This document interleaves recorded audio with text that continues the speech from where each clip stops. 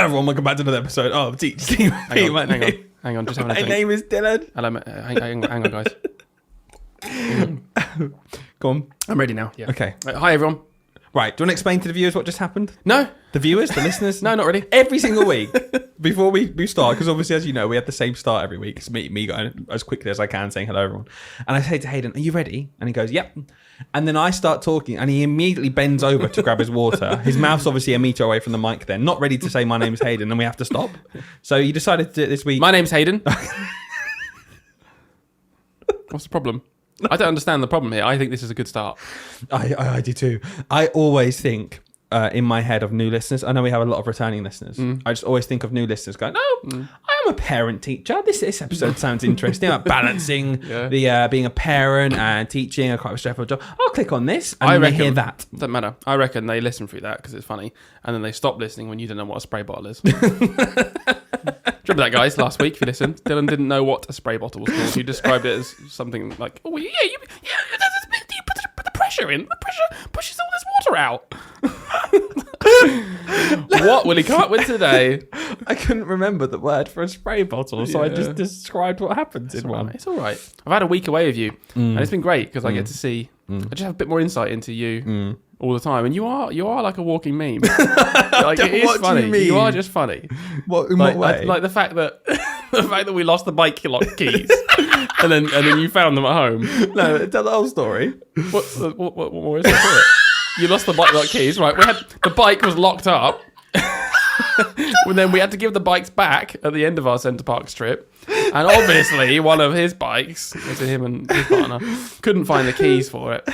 Didn't know where they were. And we joked. We joked whilst we were there, like, oh, it's probably in some of Dylan's clothes that have been packed away because that's Dylan. That's just classic him. And no, it wasn't. No, it wasn't. Got home, it was literally in his shorts pocket. I felt a bump in my shorts. I was like, well, I'll just take that out. Go pick them Did you up. wear the shorts again? And then Yeah, I put the shorts on. That's so funny. So it was in ones that I'd packed away. We'd unpacked everything. And obviously a bunch of the shorts, but I wore them for like half a day. And I was like, I can wear them again. So I put them on. And I was bumping I was just playing with Rory. And I was like, well, I'll just take that out. I don't know what that is. And it was the keys that we spent half an hour looking for in the morning. But, you know, I'm glad you got an insight into my life. I just want to be careful because people are listening to this. I'm not sure they are. Who did go back to work last week. They've had a whole week at work. So are we going to pretend that we also went back to work, or are we going to just massively talk now for the next 10 minutes about our holiday we had? I think we should rub it in their faces, okay, cool, that we had an good. extra week off. We did. I think that's probably the right thing to do. So we went to Centre Parks. Who's been to Centre Parks? Let us know, because I've never I've been now. I have. Raising his hand for anyone listening. I didn't know what to expect, and it was actually, I thought it was really quite good. It was really good. Yeah. It was really good. Nice. It was really nice. I think we had low expectations, probably more because of the fact that we were taking our 6 and 8 month old Nah, for me it's because you were going. I thought, oh God, Hayden's going. Yeah. It's going to be annoying. Yeah. I had very low expectations. I thought, if I don't want to big it up too much and be like, oh, we're going to do all these things, and then realise that actually we're going to get there, we're just going to be nap trapped constantly by our children. But they were pretty good, weren't they? They're I amazing. thought they got on with it. And we kind of got around their naps. Yeah. I thought. Yeah. We just let them nap when they needed. I felt sorry for Rory though. Why? When I got home, when I was chatting to my parents obviously afterwards, and they were like, "Oh, was Rory all right?" And I was like, "I don't really know." Poor boy got no attention because River was just so loud and annoying all the time. Bless No, her. she's not annoying. She was annoying She's in the just restaurants. loud. In the restaurants, she was. She doesn't that stop. She's just like, I'm constantly moving around. Yeah, she's constantly moving. It's hilarious. Oh, poor Rory, bless him. He just sits there really nicely in his pram, just like, "That's okay, mummy and daddy. You can eat your dinner." I guess the difference is we parent properly. So That's it, isn't it? That was a running joke. it's weird because what we do is we just tell our 8-month-old, don't do that, and he doesn't. He doesn't do it. And then you must just let your 6-month-old run riot. Yeah, I do. Yeah, she's I'm running around the house right now. You I can hear her outside. outside. Yeah, she's knocking the door down at the minute. Yeah. Well, we're going to talk about parenting in this episode, aren't we? So we'll leave that for now. But come on, let's talk about Centre Parks a bit more. Can I say one of my highlights? Yeah, one of my highlights. I'll go back. One of my highlights was every single time we booked something, you having no idea how anything worked in Centre Parks. That was fun. So the 15th time, so we'd booked all this stuff, and then we went to the table tennis, which we have to book. Obviously, you have to book a table tennis table. And so I went up, paid for it, got the paddles and stuff. And he goes, so when we just stop when we want, do we? It's like, no, Hayden. You know, everything else in this place where you have to book a time slot because then the next person can book a time slot. Well, she didn't say. Do you think that we just stay on the for the hot?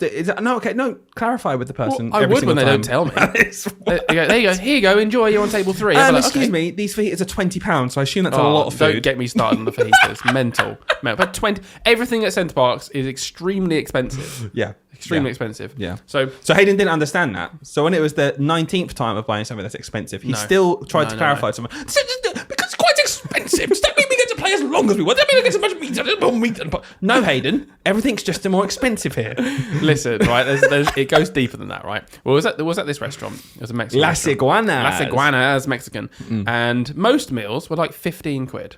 They weren't, but okay. 15, 16 quid. They were. Right. They were. Okay. And this one... The one's packed with rice, which is like 50p a kilo. Okay. Yeah, not the ones that come with like 2p of dip and tortillas from Tesco. The one I got. So the fajita stack was like 21 quid. And I was like, there you go.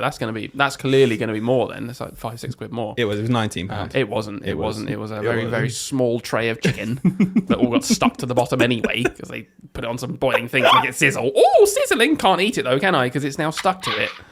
My favourite dinners are the ones that aren't actually cooked yet and still cook on your table in front of you. yeah, they burn in front of you.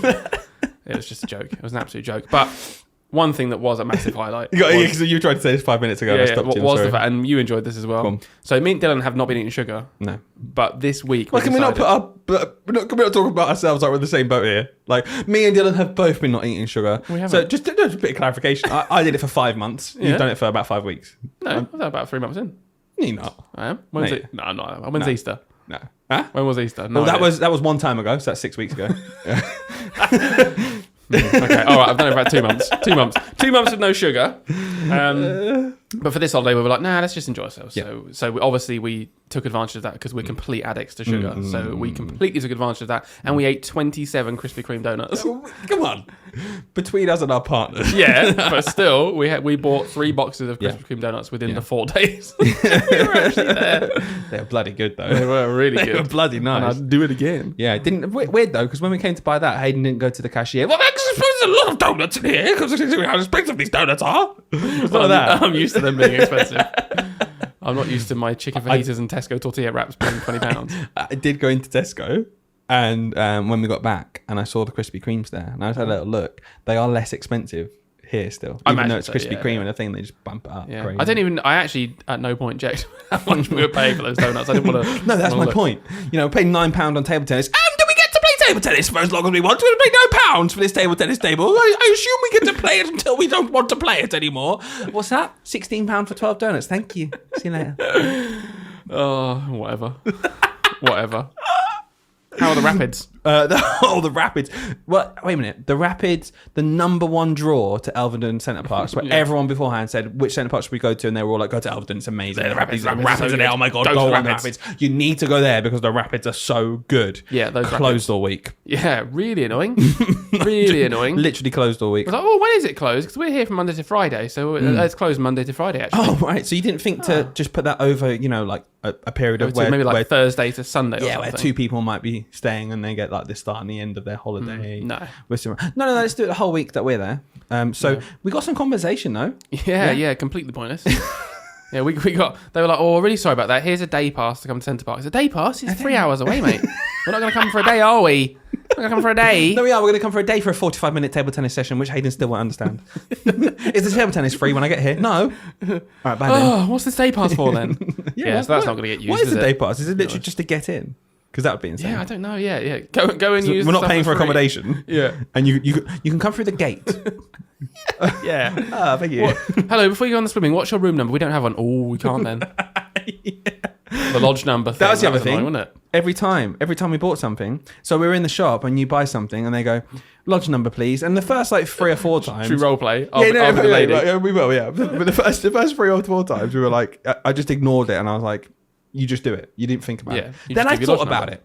And we got to the till. So let's do the role play now. Okay, so I've got to the till.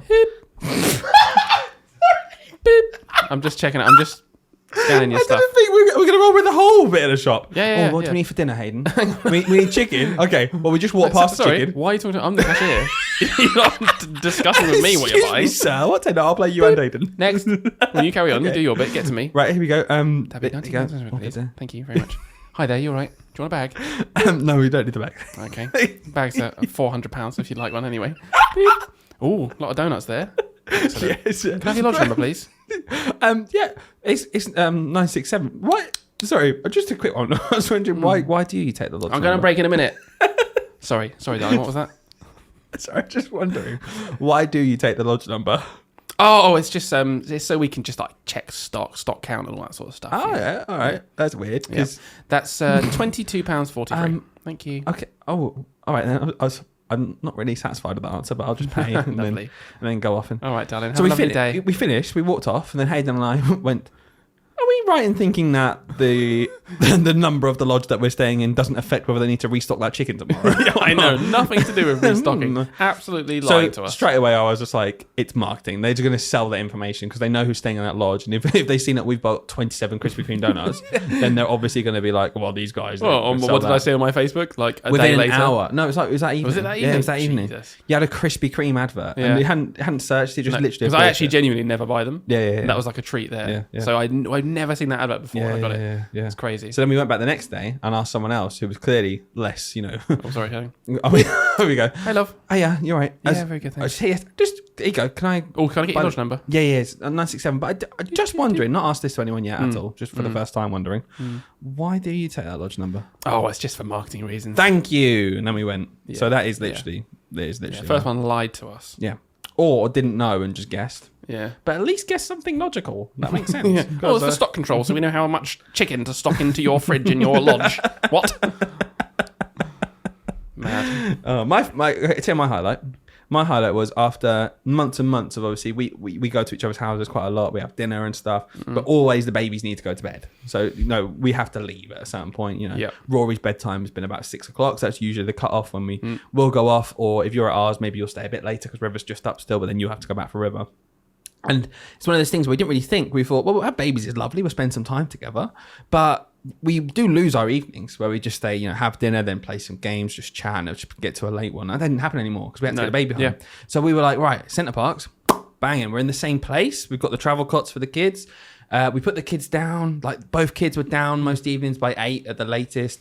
So we're like, we have a nice few evenings together. So that panned out nice. Yeah, really good. We took loads of games. Actually, I struggled filling my car up because we had to get so many games in to get there, and you didn't use a single one. Didn't use one of them because all that happened was we were absolutely exhausted every day. So we just literally sat on the sofa and chatted absolute rubbish for like 45 minutes until one of us was too tired, and then when one went to bed, we were like, "No, then." I think I would say we were all asleep. Probably. I don't know about you guys, but I was definitely asleep within 15 minutes of going in my room, and we went in onto our rooms by about 10 p.m. Oh yeah. I would say I'd say if someone knocked on our door at 10:30, no one was awake. Yeah. No one was awake. Yeah. And I just thought it was hilarious. I just thought we literally had built up so much that we get some of our own time finally. And honestly, my Lauren came in and was like, "Does anyone actually want to play a game?" I was about to say that. No. You were absolutely couldn't think of anything worse. No, you were laying on the floor with like your legs up or something. We were just knackered. It was nice. I actually really enjoyed just chilling out and talking for a bit without the kids around. They were asleep. Yeah, it was good. It was kind of nice. And one mad thing that happened. So we did say, right, our school has this extra week off, and most schools don't. I mean, I'm sure some other schools do the same. I think I know one or two locally out of like about 100. And sometimes they do it in different half terms anyway, so I don't even get this week. But we went away and was like, what's the chances we're going to see someone we know? I was like, because realistically, if you're a family in our school, that is the week to go away, and Centre Parks is a classic family. And that's why we do it, because it's cheaper. It makes absences less likely. Yeah, exactly. It makes complete sense. So we thought, we'll probably see some kids from our school. Realistically, we didn't. We heard that there was one there, but what we did bump into, who we did bump into, was one of our teachers. We had no idea. Literally, one of our staff members, our colleagues, went away. It's because we were swimming on the first day, and we changed in Rory. And everyone knows everyone's teacher voice. Yeah, of course. And I just heard this voice from must have been like one or two across from me. Yeah. And I was like, that's it. That's our colleague. I was like, and at the same time, Lauren, that's our colleague. And then I saw you and I was like, he's here. I was like, are you sure? He's here. I swear to you, he's here. So we spent honestly a day and a half afterwards of me really doubting myself. Like, I'm sure it was him. And then he turned up and he was like, hello. And I was like, and it must be really weird for him because he walked up to me and was like, oh, hello. And I was like, you're here. He was like, what? I knew it. We followed you here. Yeah. So that was funny. Yeah. But yeah, that was Centre Parks. Good trip. Yeah. pretty much. Solid 8 out of 10. Yeah, Would have been a 9 out of 10 with the Rapids, but I'd do it again. We Yeah. probably will. Assuming that the Rapids are good. Yeah. One more thing before we do a jingle. Go on then. We got a message this week from someone talking about how their school's doing a mock general election.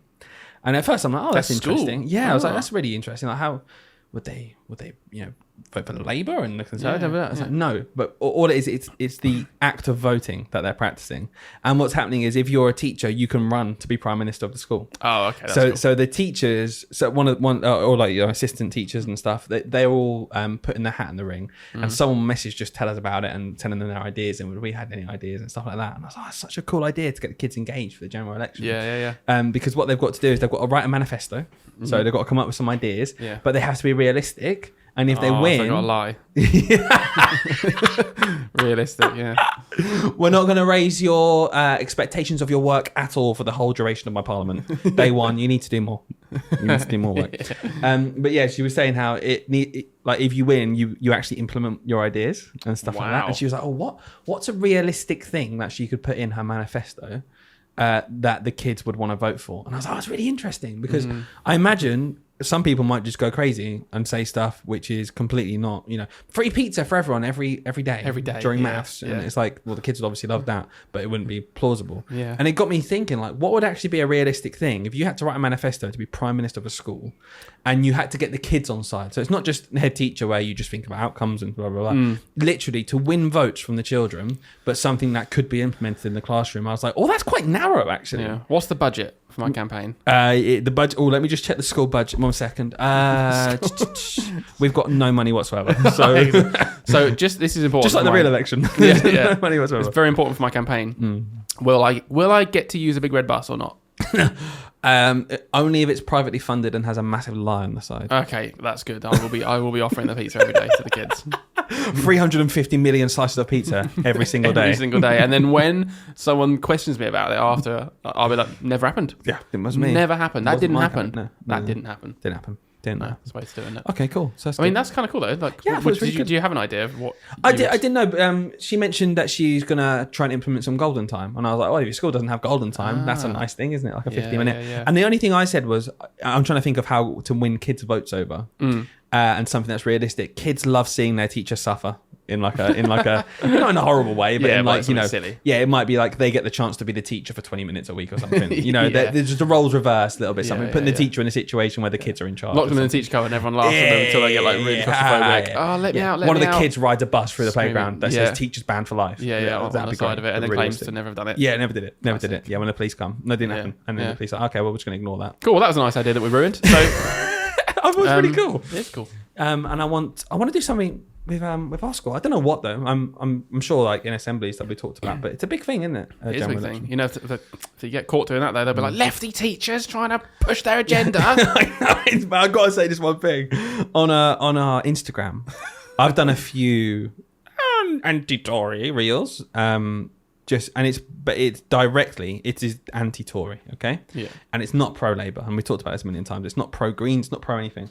But it is my personal opinion on being anti-Tory. I have lived through a Tory government my whole adult life. I've seen austerity happen. I think things have got very much worse. And then in my profession, especially in education, I think things are terrible compared to what they were 10, 15 years ago. So my personal opinion is that I hate them and I want them to never be in power ever again. So obviously I'm going to do all I can to convince other people that's my opinion. Yep. If you disagree with me, that's fine. You're wrong, but that's fine. No, I'm joking. Genuinely, if you disagree with me, then whatever, but I'm going to still say my opinion because I think that's important. Yeah, sure. But on those posts, I had one person posted saying, well, I hope that this is not anything to do with your job, but because actually it's illegal to say anything political in the classroom.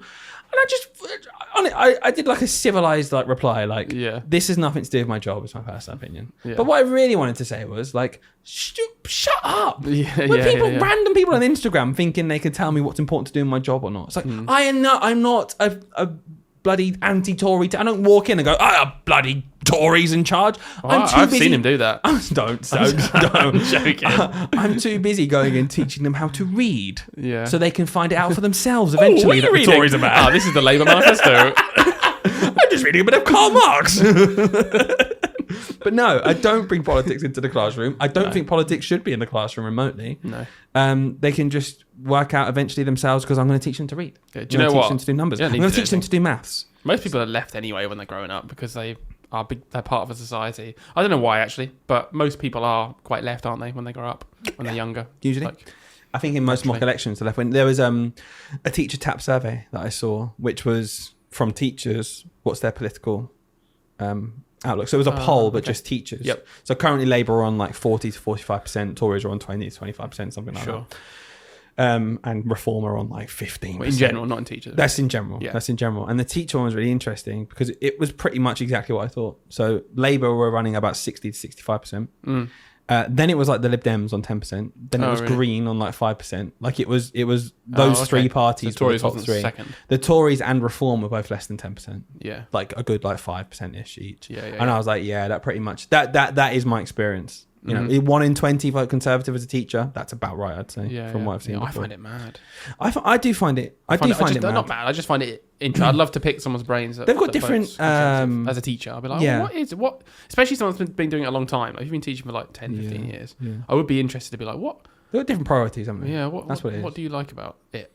Yeah, I would honestly be interested in that from anyone. If someone's listening, right, and is a Conservative voter. And is in education. Can you genuinely please get in touch with us? And we just want to talk. Yeah. Like, just a nice chat. Yeah. Like down at your level, bend down, do some restorative talk, get them on side. Yeah, it'd be cool. And I'd be interested. I was just joking, pretending that we're gonna. No, teach them right, but I do actually want to know because it is genuinely interesting to me. Why you would do that? I don't know. Anyway, that's enough of that. That's a long intro. Isn't that's it? enough of that. Let's play the jingle. We'll talk about the fact we're heading into term 6. A little poll I did on Instagram, and then we'll get into balancing parenting and teaching. Wow. Okay, Hayden, quick one. Between these two options, have you just come from the golf course or are you just come from the sailing boat club? Actually, I've just come from work. Can I have your lodge number, please? Hayden's wearing a very middle-class polo right now. That's right. Class yeah, that's polo. Right. Polo's a middle class. Do you mean a polo? I'm wearing a polo. You look like one of those, you look like you should be wearing chinos on your underneath and some boat shoes. Well, I'm not. I'm wearing a cardigan wrapped around your shoulders. And like tied up. Telling me the benefits of the free market and how capitalism is best and stuff like that. Yeah. So we can. Yeah. Well, that's gone a bit too far, isn't it? A little bit too far, but next time they will see you like this again. Only one of us plays golf. Yep, and it's not him. We're in term 6. Yep. Looking at me like, oh. Yeah. We're in term 6. Term 6 is a really busy one. What's your favourite thing about term 6? The last summer. The weather. Is it? Genuinely, I just love getting outside with kids. Good job we're in England. I know, yeah. If we're lucky, that is, yeah. Just getting outside, genuinely. Yeah. It's my favourite thing. I always think of that as like that's a nice memory. Where does it rank in your terms? So we ranked holidays before. Term 6, the last term of the year. Where does it rank? It's actually quite a hard one. I was about to go with 1, but then I immediately doubted myself because actually, term 6 towards the end, when it gets a bit disjointed sometimes, a bit scatty. And then like the kids know, especially in year 6, they know they're going to another school. There is nothing holding them back. But like the last few weeks, the behaviour always drops massively because they're like, "What are you going to do about it? I'm never coming back in a few weeks." I don't know. Probably it's up there though. It's either 1 or 2. What would the other one be? Probably the Christmas term. Yeah, I like that one as well. Yeah, it's a nice term. That's good. The 2 terms with the least actual teaching. That's interesting, Hayden. That really tells me a lot about how you take the 2 terms with a bit of enrichment in them. Yeah. People on Instagram would have an absolute field day about that. I don't want to teach during the holidays. Typical teacher. Your favourite terms are the ones where you're not teaching, is it? Oh, you got 13 weeks off. Not enough for you. Bloody lefty liberal woke teacher. Wow. Yeah. You captured that audience well. Thank you. Do love term 6 though. Term 6 is great. Sports day. Sports day is my favourite day. Yeah. And it's what's really been, it is frustrating, I'm not going to lie, but I'm not going to do anything about it, is that we've missed sports day ever since we've gone part-time. It's always at the end of the week. Oh yeah, we have, haven't we? Yeah. In fact, we miss most things. Anything have you noticed fun. that? All of the fun stuff. Yeah. When's non-uniform day? Friday. Okay. When's children in it? Friday. Okay, no problem. When are you going to do that afternoon? Friday. Yeah. Number day? Friday, no problem. Okay. Sports day? Friday. Friday. That's cool. That's interesting. Summer fair? Thursday. Oh, we're still off. Yeah. But we do get the bank holidays here and we can't complain. I know. But yeah, I love term 6. Term 6 is amazing. Just like you said, get outside as much as possible. What's your favourite thing then? So my favourite thing is sports day, but I think sports day should be even more of a thing. I think sports day should be a huge event. Sports week? No, but maybe. But I think sports in general need to be put on so much more of a pedestal in school. I think it's one of the most important things that actually gets decimated. Do you know, like we don't touch certain stuff? It's like sacred. We don't touch maths and English in the morning. We just don't. Like maybe once or twice a year for like a trip or something. But it's like no, we're not going to do pretty groups. sacred time. Yeah, we're not going to do groups in maths and English. That is gold standard time. Science is kind of one little level below that. Where you want to do some groups? Get out of here. Yeah, Go on. groups still History. happen. Go and do some reading groups. Come on, get out. We talked of about it. it last time. The wider curriculum is just a joke, and how it's treated. Like it's you're doing art. You're basically not doing anything then in this curriculum. So off you go. Would you like to do some maths boosters that you've done for 17 times in a row and you still don't understand it? Well, you won't understand it now for the 18th time. But I'll do it again. No, I hate maths. Clearly, I love art. Get out of here, you tyke. What's that? You live for art that we do 3 times the whole time. I think it's time for you not to do art then. Honestly, but it's similar with sports is what I'm saying. I think sports should be as sacred as maths and English. Yeah. And people are like, but some children don't like sports. Some children don't like reading. We force it down their necks. Some children don't like maths and we make them do it every day. Yeah. It's like you're allowed to not like and sport things actually that are has important. a genuine physical benefit to you as well. Yeah, exactly that. It's like, but some kids aren't very good at sport. It's like, get them moving. I don't even understand what you're saying right now because it's the same as maths and English. Some kids aren't very good at being healthy. Stop. Just let them. Yeah, it's like, and do you know what? Even if they stop halfway through and they've done more than nothing, and some of them don't do anything outside of school, it's really important. Like health is wealth. Is wealth is health. Oh, as Gove said, was it Gove? It's just we can just use it as punishment. Yeah, no, it's crazy. You've been naughty, naughty kid. Get outside, do 10 laps around the field. It's crazy. So the wider thing is, I just think sports day should be a huge event. Yeah, I think you should go all out. I think it should be a day. I don't like how sports days turned into a half day for a lot of schools. Like, no, sports day. Just do some team games. Get the parents in. Yeah, get the parents medals, in as much stickers, as possible. whatever. Have winners. We've said this a million times. Yeah. Have winners.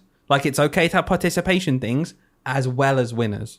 Yeah. And don't panic. These people are like, there are no winners in school. It's one of the first things I remember saying in this podcast that winds me up because there are winners all the time in school. You only need to be in a celebration assembly to see that. Yeah. There are winners all the time in school. So we can't have winners anymore. We're raising a woke generation of angry people who don't know how to lose. It's like, okay, well, I like this character that's coming out today. Oh God, yeah. It's like your alter ego. I've seen a lot of Instagram comments in the last week of weirdos who just like, someone said, I'm going to go back to Instagram thing. Someone said, this is maybe where this character come from. Someone posted, I just did a meme. It was, first of all, I did an Obama meme where it was just something Obama said. It was nothing to do with Obama. It was just Obama saying this thing. I made a meme about it, right? Yeah. I've started a war. A teacher meme. Literally, it was. So not even political. Yeah, so Obama was just saying, hey, what the heck are you talking about? And my caption I put with it, when someone who's never stepped foot in the classroom starts telling you how easy teaching is. Right. That classic thing of you've not done it before, be like, teachers have it easy, don't they? It's like, you have no idea. Yep. So someone commented, like, loads of people commented on that, just anti-Obama stuff. Like, the worst president we've ever seen, the most divisive president in recent history, and now his mannequin, Biden's creating a banana republic. I was like, dude, this is just a meme. What's about a teaching. mannequin out of interest? I just, do you not know what a mannequin is? Oh, I thought you were trying to say maniac, and I realised that mannequin is also a word. Damn it. Trying to catch you out. It's an undurfed mannequin, I think. But anyway, someone commented on it going, right, this is exactly what they said on this that has nothing to do with anything, right? They literally commented going, those who can't do, teach. Classic. Those who can't teach, indoctrinate children.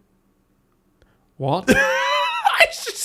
That is you, Dylan. I was just like, Christ. I didn't reply. I really wanted to say, this is the person I'm talking about. You're the person I'm talking about here. The person who's never in education who is like saying, where are you right now? I actually wanted to reply going, those who can't put a coherent argument together, comment on random people's meme Instagram page. Those who can't comment on random meme Instagram page are complete Come on, psychopaths. Dylan. Don't be me. Don't bite. I didn't. Yeah, good. But the overall point there, I suppose, was in everything I was saying, I've forgotten completely what we were saying. About the meme? Yeah, I don't know. Back to sports day we were talking about? Yeah, sports day. See, I've done what that guy did. You've done it, me. I've got completely off piece. I think sports day is really important. There will be winners and stuff. I just think it should be massively picked up. I think it's a really important part of the day. Do you think, here's one thing, and it's very much related to what you just said, picking the kids that do the events. Oh, yeah, we've had this a million times. I just want to say it again. Yeah. What is your opinion on that? Because a lot of people will say, just pick everyone, get everyone has a go. Everyone has a fair chance in all the races, or do you pick the kids that are the best? Right, so okay, let's flip this, because I have a slightly watered back opinion of what you're having. Mm-hmm. In a maths lesson, do we only let the children who are really good at maths do maths? No, of course, everyone does maths. Mm-hmm. So during a sports day, everyone should do something. Mm-hmm. Yes, correct. if you've got a part of your sports day, which I think you should have, which is celebrating excellence in sport, Yeah. and like the best races in your year group or something, you should have that, and you should pick the best children as well. So the other end of some people say to you like, only the best people should be in sports day because only the best people get to do, they love art and they get a chance to do art and they get a chance to do. Well, okay, but also everyone does art when we do art. Everyone does maths when we do maths. When we do a sports day, everyone should do sports day. It should be a celebration of sport. It should be very positive. Yep. We should be pushing as many children as we can to do it. Whether they say, oh, I'm not sure they want to do this, it's like, okay, well, let's find a way you can you be involved in a team game maybe rather than an individual one where you might feel embarrassed, because we don't want you to feel embarrassment. But the best children should get the chance to show off how good they are. Yeah, and also there's a bit of planning involved from us, isn't there? Like you just avoid doing a race where it's like, right, I know this kid, I've taught these kids all year, I know that this kid here is the literal fastest kid in our school, and I happen to know that these other 5 children are probably the slowest in this year group. Let's put them all in a race. It's like, no, let's not do that. You probably would, in the same way you differentiate in class. Yeah, exactly. You'd probably just make the races and different games and things fair, like you just said, so that everyone feels comfortable, everyone has a chance to participate and win and not feel embarrassed. But then, yeah, like you said, I do think it's really important to not then, because some people just go that way as well. They just do that. Like, no, it's completely fair. Everyone's in one heat. And it's like, no, actually, do you know what? I think the top 6 fastest runners probably do want to actually have a race against each other to find out who's the fastest. Let's do that as well. Let's give them a chance. I think schools should build a culture of like records and stuff. Yeah, I think that's great growing up. Like again, but some people might not reach that record. Correct, that's how records work, and they'll learn that during their time in school. It's like, but it shouldn't have that. No, it's okay for a child to know that someone else is better than them at something. That's where they're going to learn, isn't it, in school? Because if they don't have those opportunities to learn in school, we're going to become 18-year-old weirdos who think the world revolves around them. Like you. Exactly right. I needed to be told much earlier that I wasn't the best person in the world. Instead, I was told repeatedly that I was the cleverest person in the world. Yeah, it still is. God, that actually happened in primary school. I'm not even joking. In primary school, it was very much like, always very clever. I skipped a year group, went up a year group, was always told, you're so clever, you're so intelligent, da-da-da-da.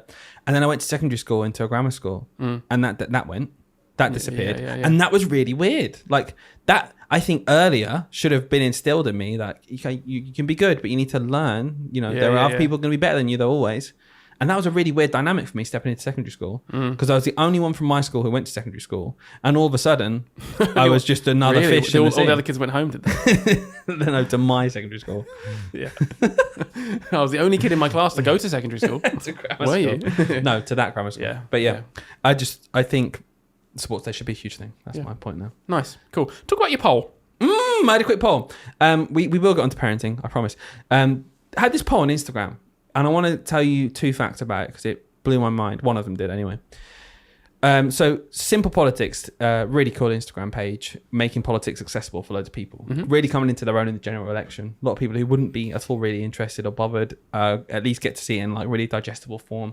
Run by a guy called Tatton Spiller. He used to come into schools. Oh, I was going to say, I recognise that name. Yeah, he came in and did an assembly. I think he still goes into schools now. And again, just about making politics accessible for people. He's really passionate about that. Yeah, I think what he does is amazing. So they posted... a news, like every day they post like a carousel of different news things just to give to people who don't want to read the papers and stuff. And the first one was a poll about how teachers are using their own money to help children and support students, and which we all know happens a lot. So I did my own one. I shared that and I did a poll, and it was simply, have you used your own money to support your pupils? Yeah. And the 3 options were yes all the time, rarely, or never. Sure. So first interesting thing, no one who voted on that poll, hundreds of teachers on our Instagram, no one voted never. Wow. So everyone who voted, maybe some people didn't vote, I don't know, who were never, but no one who voted put never. So everyone spent some money. I can say I've spent some of my money. Yeah, I'm sure you spent some of your money. I mean, it's just, it is completely normal as shown by that poll. Yeah. I think 20% said rarely. And 80% said yeah all the time. Wow. And that shocked me because I didn't know it was that high. No. But I dug deeper and I think I found out why it shocked me. Okay. So I went a little bit deeper in. Okay. I would say 95% of the people who clicked, I always spend my money, were females. Yeah.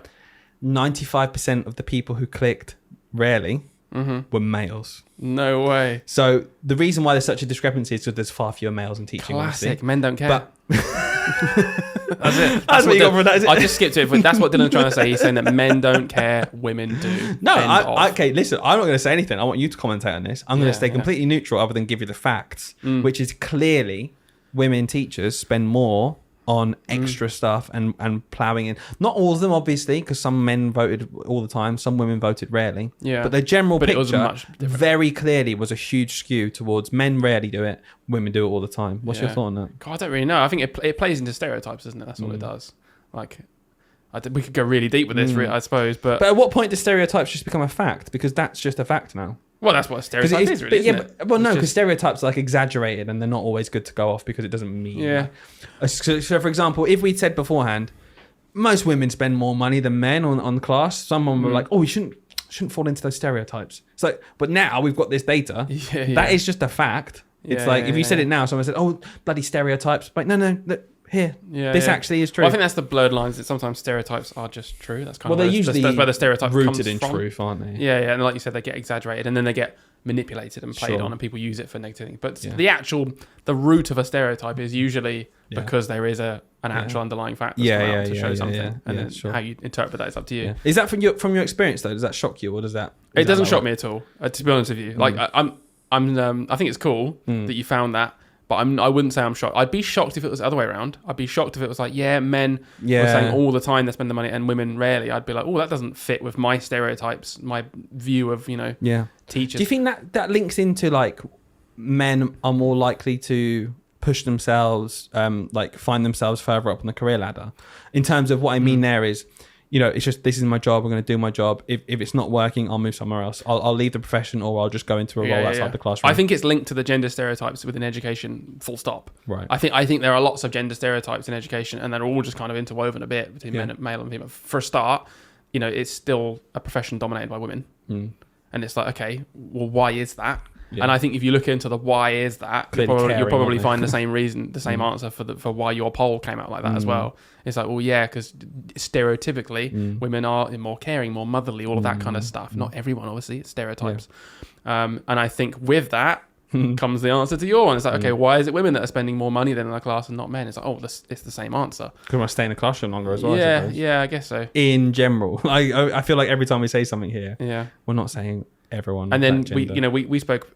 I can't remember what episode it was, but it was ages ago. We've done a lot now. So. Ages and ages ago. Last year, sometime I can't remember why, but we mentioned the fact that the percentage of men in teaching isn't representative the higher up you go in terms of like the hierarchy of a school. Yeah. So it was something. I'm just making up numbers now. Let's say it was like 10% of teachers are men, whereas 20% of SLT and head teachers were men. Yeah. So it was like, okay, so there's disproportionate amount of men Yeah. rising up the ranks. Why is that? And you play again into the stereotypes of, okay, the men aren't as caring, and maybe they, as the women, they don't want to stay in the classroom. They want to rise up the career ladder and make more money. And if they want to make more money, they're probably less likely to spend all of their money on the class. Yeah. I don't know. I just think you could probably go down a massive rabbit hole. Yeah.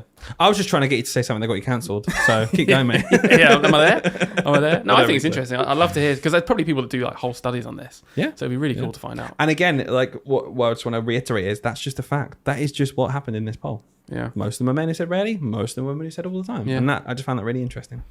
Let's play the jingle one more time, and we'll have a nice short chat about balancing parenting and teaching, and just I guess reflecting on the fact we've been parents now this school year, basically. and Okay. How it's affected things. Wow. Hello, everyone. Welcome back to another episode of Teach, Speak, Repeat. My name is Dylan. No, Dylan, we just had the jingle, mate. Oh, sorry. I thought we were doing our next Not an episode. episode, not an episode. We bulk. Don't record. tell them that we record 10 at a time. Oh no, and we just predict the God, future. can you imagine? I can't imagine. We get to the end of recording one episode and we're generally quite knackered. literally. I don't know why, because we'd sit and talk like this, not recording. I mate, you tie me out anyway, just in general, Oh, there being you go. around That's you. the answer. So we've been parents now for pretty much this school year. Both our children were born at the start of the school year. I felt like it was a weird few weeks starting back, knowing that my partner was about to give birth and I was about to become a father, and I just moved house as well. That was a really weird term one. But since then, obviously, we've had our children. River came along in November. Yeah. Got that? Yeah, you looked at me then. November the 19th. Very good. Very good. Yeah, because I know, because it's 2 weeks after Rory and a month. Ah, yeah, nice. So, nice. 2 weeks. So anyway, I guess this part of the episode is going to be all about balancing being a teacher and being a parent, because we're new to this. So we're going to reflect on how we've managed to do it for the first few months, and then probably project a bit on how we plan to do it in the following years. Because it's weird because we have this child now for at least 17 and a half more years. So that's quite a long time, isn't it? And depending on who wins the election, I don't think it does depend. I think it doesn't matter who wins. No, it might be 50 years. So I suppose if you're listening to this as well, you might also be in the boat of being a kid, or being a kid. Please no, I hope not. Yeah. You might be in the boat of being a parent, or knowing you're going to be a parent in the future. At some point, you plan on becoming a parent, and you're probably thinking, "How on earth can I balance?" Or thinking, "Hell no!" And actually, let's hear from people that are doing it right now. This might confirm. Let's put on a different podcast because there's nothing to do with me. So I guess my first point to you, Hayden, is how much do you regret it? Your face. Not at all, Dylan. My child is precious and I love My her. lip was quivering. I couldn't keep it together. Yeah. No, jokes aside, it is the best thing I've ever done. Well, just funny enough that you said that. I didn't plan this, but I watched a TikTok the other day, and it was a woman just talking to camera saying, I haven't had children. They're in her 30s. Just classic. She's at a point where she's like, oh, I don't know what to do. I don't know if I want children or not. Yeah. And she said, I want people to comment down below if you had kids and if you regret it. It was like, because everyone that I know have kids always say, oh, you won't regret it. But I'm like, but there is a part of me that's worried that I just will, though. Yeah. So does that exist? Yeah. And I looked at the comment section. It was really, really interesting because there was a huge variety of people. Yeah. And there was one of the top comment on it was brutal. But she even said in the comment, I'm being brutally honest here. She said, I love my kids, but I absolutely regret it. She was like, I really, really miss my life and time and everything before having kids. Even though I love my kids, I do regret having children. And I was like, wow, that's interesting. And then the next comment below it was, you'll never regret it. It's given my life purpose. It's a love that I've never experienced before. And it, I love my life now. Yes, it's more exhausting and knackered, and I miss elements of my life before, but I would never, ever go back. And I was like, well, there's the two complete opposites there. But when someone asks you for your opinion, do you always give other people's instead of your own? Or is that just what you do? you wait the whole time. So I can tell you the whole time. Going, I was like, how long is this going to take? Finish. Finish. I want to make people laugh and tell them my lodge number. The whole time I was like, I know what I'm going to say. I wonder how many TikTok comments he's going to go through before he gives me his own opinion. I'll give you some more. No. But interesting. So do you regret it? No, don't. For me personally, it's genuinely the best thing I've ever done, because honestly, when, in the mornings when he wakes up, it's really annoying when he wakes up at 5 o'clock. Like, I completely get what these people are saying. It's really, I'd never be up at that time ever, and I'm knackered, and I'm like, I'm actually annoyed sometimes when I go, oh God, could you just not have got up at 5 for the bloody 57th day in a row? Like, but then you go over to him and he's got his head up and he's smiling, and I'm like, oh, I love you so much, though. And then we go and play for 2 hours, and it's fine. Like, for me personally, it is genuinely the best thing I've ever done, and I wish I'd done it sooner. I think is my so regret is not the right word, but what's the biggest thing then that you miss from your own life? What's the biggest impact to you? Yeah, where it's something that you had previously and now you don't have it. I was someone who absolutely never really planned anything. So I went with the flow kind of thing. Well, what I mean is, like, I wouldn't, if it's like Wednesday. We're not talking about your lessons, just to clarify. No, my personal life. If it was like Wednesday and someone said to me, what are you doing Friday night? Or what are you doing Saturday? And I would honestly have to reply, I don't know. Like, I don't know. Yeah. Because either someone else has planned something that I'm going along with, or I'll wait until Friday and then sort something out. And then Saturday I'll sort something out. And it's just like that freedom to kind of do whatever I want. I would say, though, that by the time Rory came around, I might look back now and feel like, oh, I missed that. But I was 30 when Rory came. I had my entire 20s of doing whatever I wanted, whenever I wanted. If I wanted to play golf, I played golf. And I'd have friends who had kids like 2 or 3, 4 years earlier who'd started to go down the road of like, oh no, I can't just come today. Do you miss having friends? But they're like, I can't come today because I've got to plan more than 2 days in advance because I've got a child now. And I understand that more than ever. But I think I got to the point where the grass will always be greener, and I'll look back now and be like, oh, I wish I had my time. But I got to the point where I was just like, I do want a kid though now. Yeah, that ready is to now mix what it I up. want to do. Yeah, I was ready to mix it up. I was ready to sacrifice my own thing. Yeah. And there are loads of people who aren't ready to do that. And I think the one thing I want to get across right now, and I'm saying it's the best thing ever, I'm not that person who's going to tell you it's the best thing for you ever. I think that annoys me so much. Yeah. People sitting there going, it's the best. You have to do this. It's like, no, you don't at all. If your favorite thing ever is going away on holiday whenever you want and spending time with your partner as much as you want and having, if you've made that choice not to have kids, crack. Yeah, and if you're happy with it as well, it's like, cool, do that then. If you're Yeah. satisfied with it and your gut feeling is I don't want kids, it's like you don't have to. You really Not don't at have all. to. I think that pressure's gone a lot. Yeah. I reckon generations ago there was way more pressure. Yeah. So you've got to have kids and start a family. Whereas now it's a bit more like, well, actually, no, you don't have to if you don't want to. Well, do you think that's partly to do with like the environment as well that we're bringing kids into? Because I'd say that at these days, it used to be even when we were in school. Do you remember there was a huge thing about like teen pregnancies and stuff? Like it was massive. It was like don't do this. You need to have educate. This is a huge problem in England. Yeah. And now we're at the point where it's like, have a kid. Don't get to 30 and not have a kid, please, because there's so many people of our generation born in like the late 80s, early 90s, who are now past into their 30s, mid 30s, who still haven't had children. And people in their 20s who are thinking, well, I've not even got a house yet. Of course I can't afford to bring a child into the world. Yeah. Do you think that's another reason why it's shifted and become more acceptable? God, yeah, absolutely. The environment and the economy is a huge factor. I actually know lots of people who are in one of two boats. They're either thinking, I might want kids, but I can't even afford to live for myself at the moment. So how could I possibly afford a kid? So they're not having a kid because they can't afford it. Yeah.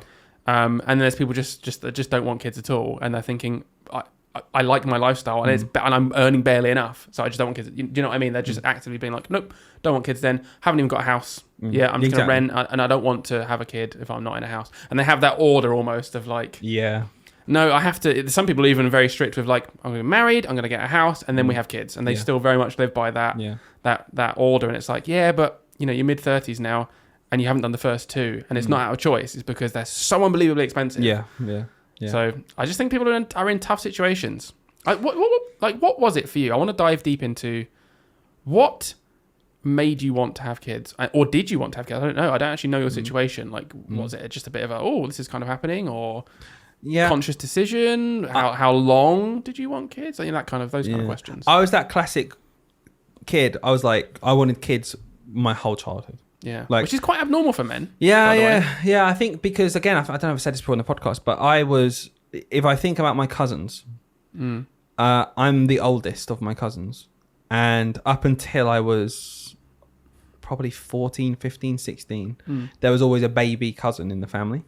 So always growing up, there was a baby in the family somehow that I was related to, that I'd hang out with, and my mum would be with her sister who had babies. They're like 20 now, which is crazy, older than 20 because I'm 30. But there's always been a baby basically. Yeah, and I always loved spending time and playing with them. Really I was surrounded by them growing up. I hated it. Yeah. I didn't ask you yet, but I wow, that's the end of the episode. I love it so much that I thought I'm going to start a podcast with a man who looks like a baby. Yeah, thank you. I'm young-faced. I'll take that. No, I've always wanted to. And throughout my 20s, I think the first half of my 20s, I thought, not yet, obviously. Then I got to like 25, 26, and I was like, I probably would, but I can wait. Yeah, I had the classic thing of what you're experiencing now, which is I know I want kids, but I'm not really bothered by it too much. As long as I've known you, I'd say that's the state I've known you in. Yeah. Even like mid 20s, maybe a little bit younger. I remember you being like, I'd love kids. I'd have kids now. Yeah. I was always like, Jesus. So I would have had a kid now if like my partner's fallen pregnant. I'd have been like, okay, let's do it. Like at like 25, 26. Yeah, I absolutely would have been absolutely fine with that. I would have wanted a bit more time to just play golf when I wanted and stuff. Like you'd have been cool with it. I'd have been absolutely cool with it. Yeah. And I'd have been, I would have embraced it and I would have loved it. I think then from like my 25s to 30, I kind of wanted a kid more. And it was more like, I do want this though. And there were certain reasons why we didn't quite do it at that time, or we pushed it on. Yep. But then when we decided, right, we're actually going to properly do this now. We're going to actually properly try. We were really fortunate. It only took us like 2, 3, 4 months, which is, we understand how lucky we are at that point. Because, if it, like some people takes years, that would have knocked me into 32, 33. Yeah. So I do understand how lucky I am. And Rory came 2 months after my 30th birthday. And I actually think in the modern day, when I was younger, if you said that to me, I'd have been gutted. Yeah, that you were I'd 30. have been gutted. If you'd told me I had my first kid at 30, I'd have been devastated. Like, what went wrong? Yeah. Like, what on earth? What happened? Why? Yeah. But actually, funnily enough, I think in this day and age, as we've grown up, that's part of the course. Yeah, And 30, yeah. if anything, it's probably like a couple of years younger Yeah. So most people. the only thing I think now to myself is, I do want like 3. So I need to like, Yeah. I can't be 30. I don't want to be 38 and being a new dad. But you know what? You'll get to 38 and it might happen. You'll be like, oh, this is fine. I'd be It'll absolutely be the fine. same as you at 20 yeah. thinking, oh no, 30 is so bad. I can't imagine being in a situation where I don't want another kid. Yeah. Which yeah. I know I need and to they keep control. you young. I know a lot of older parents who've had kids in their 40s and it's like, do you know what? When their kids are like 18 and they're in their 60s or near 60s, whatever, they always like, they keep them youthful. They're young, you know. I think it's But quite cool. you weren't that bothered by having kids. No, not at all. I was very different to you. This is probably one thing we were very different on. I think if I had a kid at like 25, I would have had a breakdown if I found out. But genuinely, because I absolutely did not want kids. Like all the way through my 20s. It wasn't until I didn't even. I know this is going to sound really awful, but I'm just going to be brutally honest. I didn't really like toddler kids. Like even in teaching, I stuck to Key Stage 2. I was like, I don't want to teach too That's young. not brutal. That's very normal. But you said, you like babies. I didn't really have babies in the family. We did for a bit, but we were a close enough age where I was still like a little kid myself, so I didn't really pay attention to it. And so all the way through my 20s, I was like, no, not ready. And it was a very quick switch. So I don't know if any of you listeners, particularly blokes, if you're in the same sort of boat, have had this same experience. But I went from thinking absolutely not. Were you also very quickly to clarify? Yeah. When you thought that, did you think not ever, or were you just like not? No, right now? I was just not right now. I always had the idea. I was like, I probably want kids. Yeah, I probably okay, want kids. okay, But okay. I had reserved the idea. I was like, but maybe But I you'd have been won't. gutted if it was right now. Yeah, absolutely. Right. I would have been absolutely devastated, even at like 27. Okay, that makes I would have been sense. devastated. Yeah. But I got to maybe like 29. I was approaching 30. It's a big thing, isn't it? I It's don't a know big what thing. it was, but it's so bizarre. to explain. Psychological. Something in my head just switched, and I was like, "Oh man, I want a kid," and I really did want. I don't know what it was. It was very bizarre, but So there's no tangible reason behind it. I think there is a little bit. I think I was getting bored. Yeah. And you know how you said Yeah. I had my whole 20s to just be careless and not really do much. Like we're very lucky because we had bought a house when I was about 25. So I kind of I was had 24. that that honeymoon period was over of like, we bought a house, really cool. It's like we live in a house now for a few years. First house. First house, yeah. Sorry, you're on your second, aren't you? Yeah. second. I didn't go on TV and win loads of money. Oh, I did. And Maybe you should. my life, I felt like it was lacking a bit of purpose. Yeah. And I think that's what it was. I just felt a bit empty. Yeah. And I kind of filled that in my brain with, I think, having a kid would fill that. And it did. So there's the end of my story. I think that is why I'd say I don't regret having children. Is because it has filled this weird purpose hole for me. And I am someone that's just, I constantly need something like with our business. Like teaching was great for a couple of years and then I needed something else. We started a business. So that was great for a couple of years and we started a podcast. Constantly need something. So having a baby, it fills that. And more. So how's it been then? Because let's reflect on the 6 to 8 months, because my first point, let's just get it out there so we don't have to talk about it anymore, is that the number one thing that we did to help with the fact we're parents now is that we went part-time. Like, we are so present, and I am so grateful that I'm able to be really present with Rory, where we work. My school's 10 minutes away from my house anyway, and I only have to go in 3 times a week during term time. Like, the amount of time I get to spend at home and be in control of my time doesn't mean that whole time always is with Rory, because we run the business and we do other things, and we're around that. I am literally 2 rooms away. Yeah, I'm very grateful. And I don't want to put people's backs up about that, because I think most people are in that situation. But all I want to say is, like, we've got to talk about a personal experience, and I think we can't now talk about our 6 to 8 months experience without just laying the fact that I don't want everyone to hear how lovely it is that we spend so much time with our kids and not realise that it's not because you're choosing not to if you're working full time. Like, it's because we're fortunate enough that we are at home. So when I ask you now, how's it been? In that context, how has it been? Great. No, I don't know what to say really.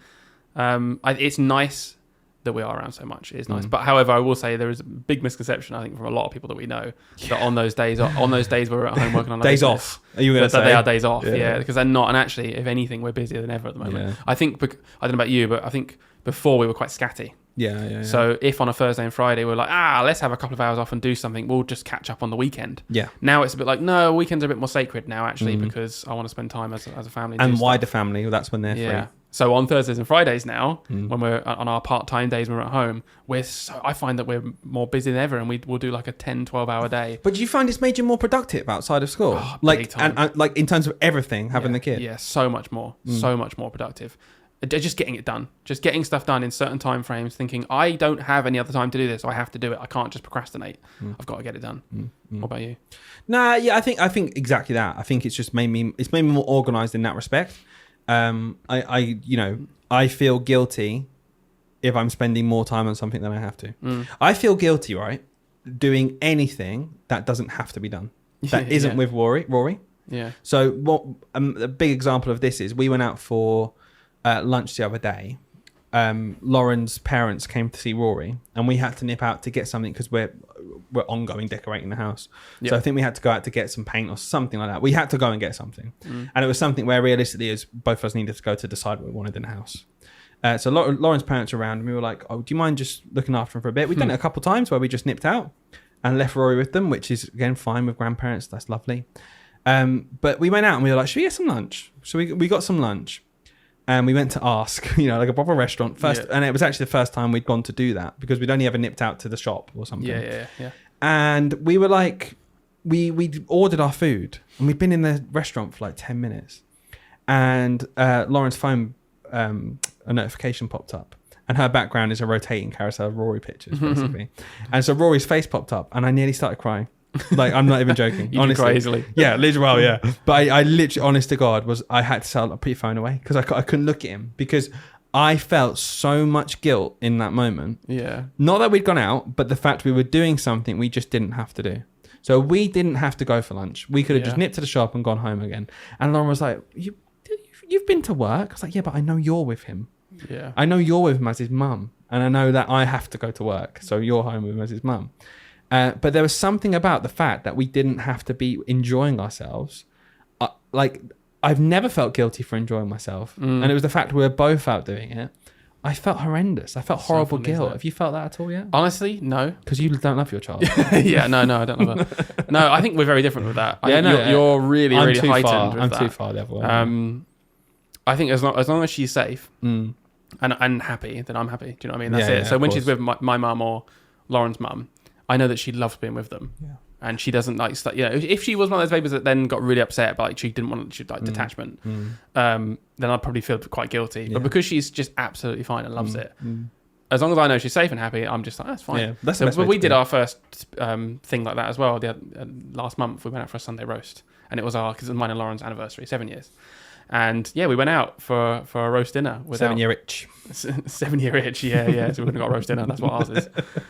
And that was kind of, but we were like, oh, this is nice, isn't it? Because obviously restaurants for babies, especially with our baby, Jesus Christ, is just a bit of a nightmare. But I didn't feel guilty at all. But like I said, I think I would if she was a pain. Rory was having a great time. It was my own personal oh God, that's a you thing. They're very much.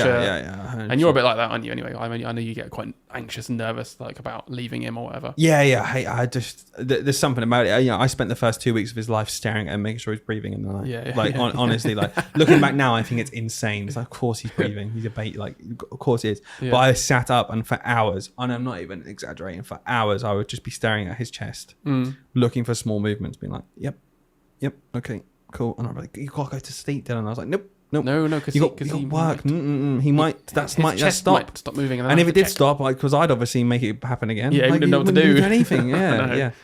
Let's talk about, because we need to look at the time. Look, we're like an hour in. Let's quickly talk about work and parenting and just how it's affected. So I'm just going to ask you a very open question. How do you think having a child has changed your life as a teacher?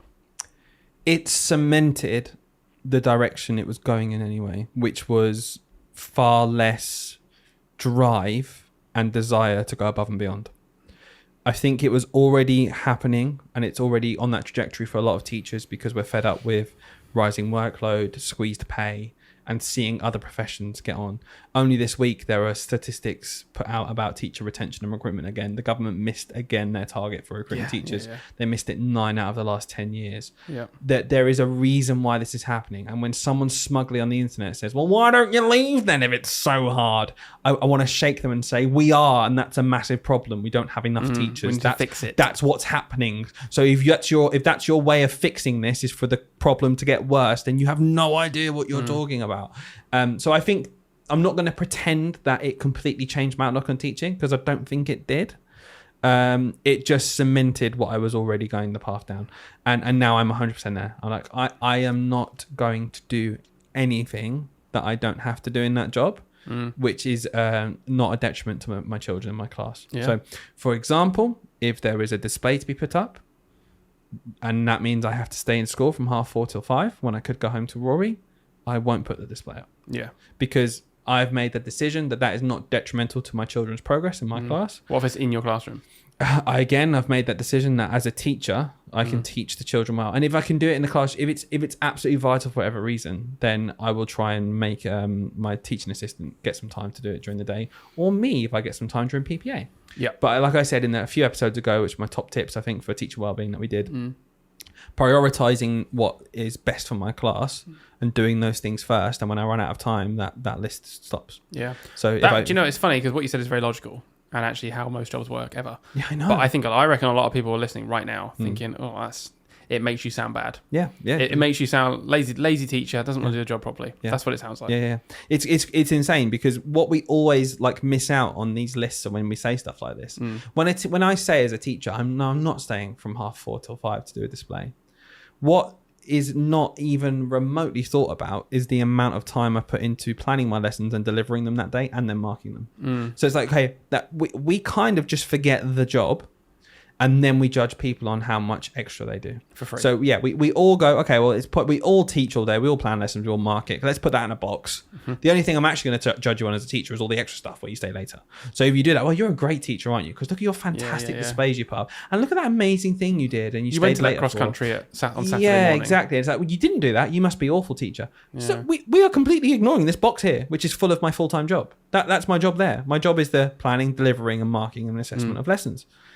Do not judge teachers on how much of the extra stuff they do. That's insane. Okay, so do you think being a parent has impacted the main bit, the bit in the box for you? Or do you think you still do that as well or as efficiently or as, I don't know, passionately as before? I do the same as what I did before Rory. But what I did before Rory was different to what I did at the start of my career. So again, just reiterating that point that I was on this journey anyway of reducing my workload. I was already on this journey where I didn't plan everything from scratch, which I used to do. I was already on this journey of, okay, I'm long in the tooth enough now as a teacher to not have to do everything intricately on the slides anymore. I can deliver a good lesson, almost ad lib, knowing what we're going to do, but just modeling stuff and doing it together.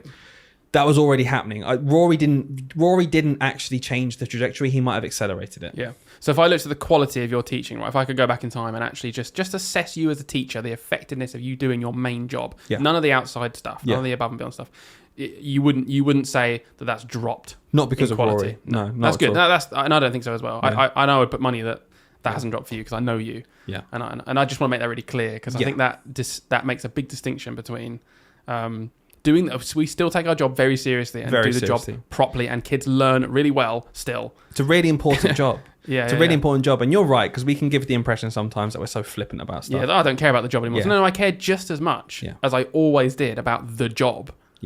It's just that we never talk about the job. We talk about, like you said, all of the stuff that goes around it that is just a weird expectation that you'll just do for free in your own time, sacrifice.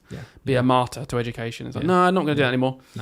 No, it's like, honestly, I got in at 7:30 this morning to prep my lessons, and I delivered them, and then I marked them after school. I am leaving at 4:30.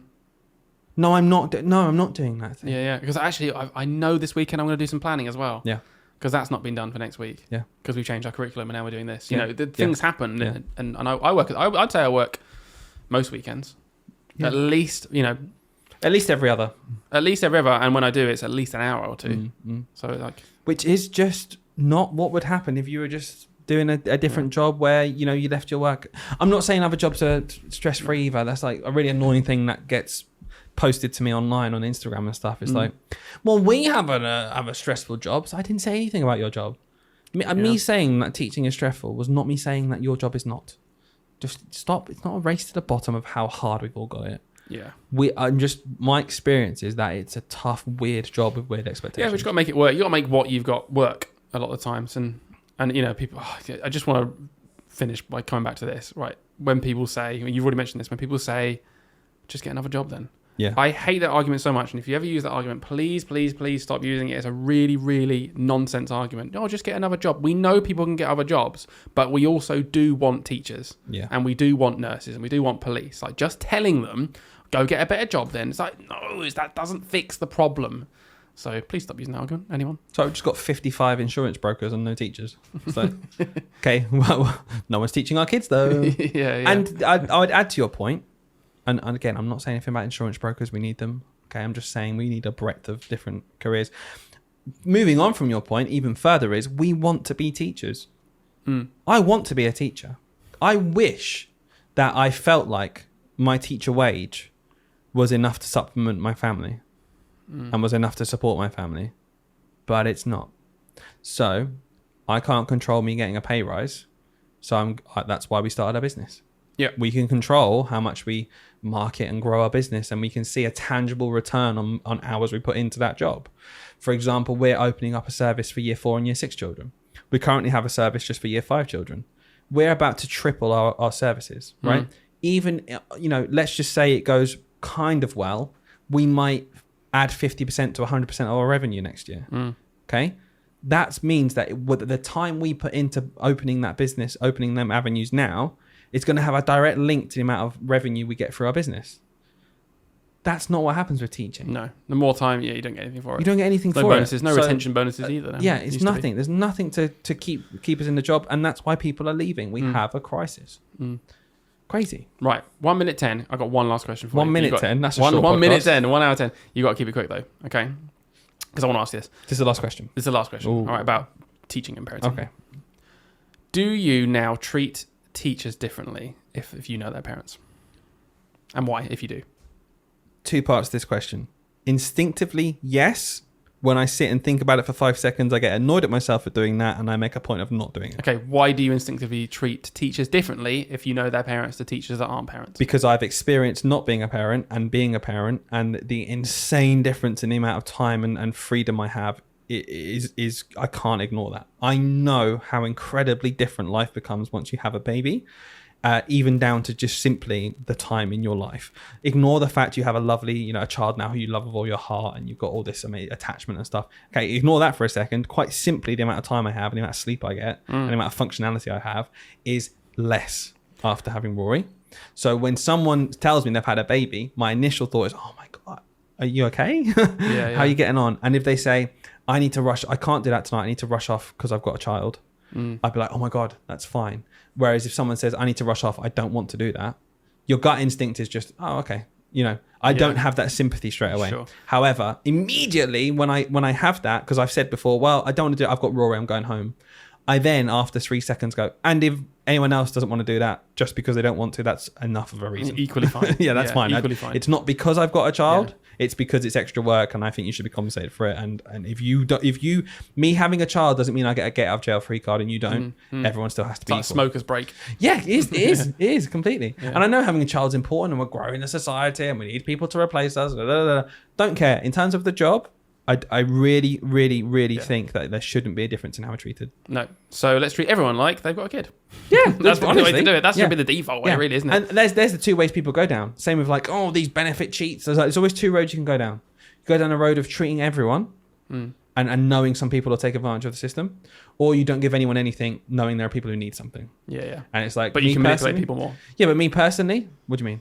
As in, like, if you treat them like they don't have kids, you can manipulate people into doing more stuff. Well, you don't have kids, so you can go home. You can go home. No. That's not what I'm saying. I'm saying there are 2 options: treat everyone, give them stuff. Yeah. And then what I'm saying is don't manipulate people because they don't have kids. I was saying that's the other option. Don't do that one. No, because I'm saying you'd also not be treating people who have kids like they don't have kids. Yeah. So they miss out. Yeah. They wouldn't be. No one would manipulate me if I had a kid. They'd only manipulate me if I didn't. Yeah. But that's just my point. Though with benefits, it's just like, oh, they're scroungers. That no one should have anything. It's like, no, I'd rather someone take advantage than someone who needs something not get it. Yeah. So me too. I think I've really misunderstood your point there. No, it's fine. No, It's I good can't place bother to to clarify it, but I don't know what you mean. I was just. You want to go only 1 minute Don't worry. 12? 1 minute Don't worry. 12. It was just an analogy. Should have been 2 seconds since you said 1 minute 10. Yeah. So you've got time. You've got time. Wow, it's been a long episode. Another one where I said, let's do a short episode today. Yep. And another one where you say, let's do a short one. And I say, okay. And I just ignore that because I know we'll just chat on forever and ever. Guys, follow us on Instagram at Teach Sleep Repeat Podcast. And I'm thinking we might have a new artwork for our podcast soon. Oh, can't wait to not like it. Yep. And not do anything for it and just moan. Yep. Classic Hayden. Honestly. Not doing anything and just moaning about everything. Yeah. Jeez. Any artists out there want to design us some new artworks to veto Dylan's version of it? Any dentists out there want to check my teeth? Ooh. Well, let me know. Don't pee them off again. Guys, follow us, like us, rate us, star us, send us to your friends. And don't forget to write in your lodge number. See you next time. For marketing reasons.